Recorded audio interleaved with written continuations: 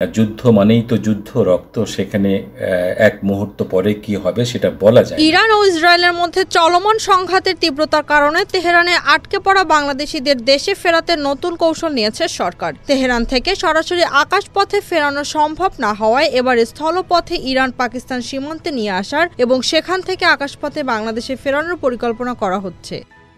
ইরানের রাজধানী তেহরানে অবস্থানরত প্রায় 400 বাংলাদেশির মধ্যে 100 জনের মতো দূতাবাসের সঙ্গে যোগাযোগ করেছেন। এদের মধ্যে 50 জনের বেশি এরই মধ্যে তেহরান থেকে অপেক্ষাকৃত নিরাপদ স্থানে সরে গেছেন। এছাড়া ইরানে বাংলাদেশ দূতাবাসের কূটনীতি সহ প্রায় 40 জন কর্মীও নিরাপদ স্থানে অবস্থান করছেন। এই মুহূর্তে ইরানের রাজধানীতে যে 400 বাংলাদেশি রয়েছেন তাদের মধ্যে অন্তত অর্ধেক ব্যক্তি দেশে ফিরতে পারেন বলে তেহরানে বাংলাদেশ দূতাবাস কর্মকর্তাদের মত।